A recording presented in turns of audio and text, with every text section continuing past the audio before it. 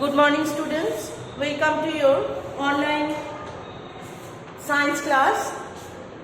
Today we are going to start with the third chapter of our first unit, that is plants life. So before starting, all of you will open page 31 of your science book. Now in this chapter, we all know in the previous chapter we have read about living things and non-living things, and after grouping the different things we have divided the animal life, means living things, into two different parts, that is plant and animal. Now today in this chapter we are going to start with plants life. Now as we know, in the characteristics of plants and animals, we have seen that reproduction is a common feature or characteristics of plants and animals. So plants, just like animals that we will read in the next chapter, in case of plants, the same way different procedure and different methods are there through which a plant can reproduce. So in the in this chapter we are going to start with how plants reproduce. Now as we know, right from the beginning of studying science, you have learned that a plant is having different body parts: its root, its shoot, leaves, branches and so on, then fruits, flowers, etc. Now we will go through the chapter, we will see that from different parts of the plant,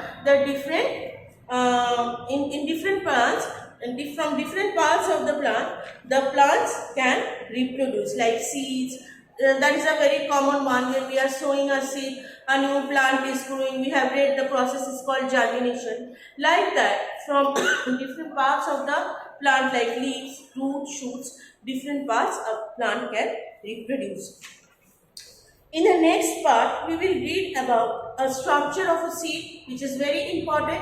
Structure of a seed, its drawing, and what is the structure, its outer cover, the inside, how does it look like, and everything. It is very important as a long question. After that, we will read about how through dispersal new plants can grow. Means through this is the process, is we will not say as a reproduction, but it is a process of dispersal.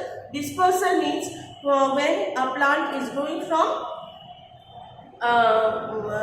dispersal of seed. Dispersal means when the seed is being removed indirectly from one place to the other in a different way.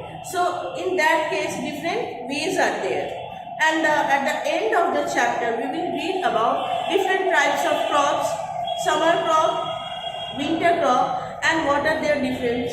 And finally, we will go through that how we can improve the quality of the soil, and how can we produce more and more trees, and we can grow our planting and plantation procedure, everything we can develop. And finally, we will go through the exercise of the chapter.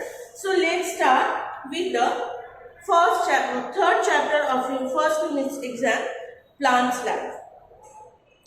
How do plants reproduce? Plants can reproduce in many ways. Most of the plants that we see around us reproduce through seeds. From plants can be produced from baby plants such as leaves, stems and roots. So, as I have told you, that majority of the plants can grow from a seed. If we sow a seed with proper watering, a new plant, a baby plant will come out from the soil, and that is the process of reproducing a new plant or a seedling that we will read later on.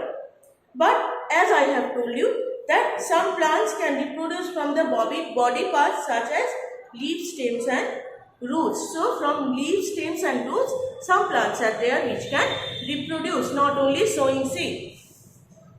Ferns and mosses reproduce from tiny seeds like structure called spores. So what are spores? They reproduce non-green plants, ferns and mosses. We know, we have learned mushroom, fern, moss, these are non-green plants. They do not have chlorophyll, and thus they cannot make their own food in the process of photosynthesis. Just like that, they are also having a different way of producing new plants. And fern and mosses reproduce from tiny seed-like structure called spores. New plant arise from the spores. So spores are the small holes in their body, and from which a new plants grow. Reproduction from stem. Now, as I have told you, that leaves, stems and roots, different parts from different body plants that we will learn in this chapter, can produce new plant. So first we will see how from stem a new plant is growing. Reproduction from stem. You may have seen a new shoot emerging from potato or ginger stored in a kitchen. Now, suppose you have kept a potato or a ginger for a long period of time. Suppose this is a potato. Okay? And maybe this is a ginger. This is a potato. And this is a ginger. What we will see? Potato and ginger are underground stems. That we know. All these are growing under soil.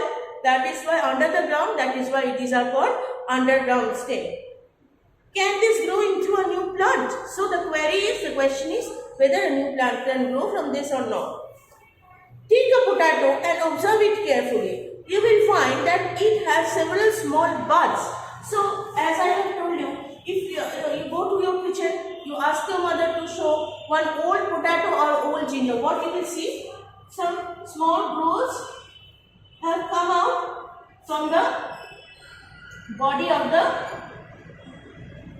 ginger and the body of the potato. You will find that it has several small buds. Small bud in Bengali we call it kuri. On it, we call them eyes. New plants grow from this. So, as I have told you that if you see some old potato or old ginger, you will see some small growth on the body of this old potato and ginger. And from this part of the underground stem, a new plant can grow. So, this is the example of reproduction from stem. So, from here, if a new plant will grow, that is a reproduction.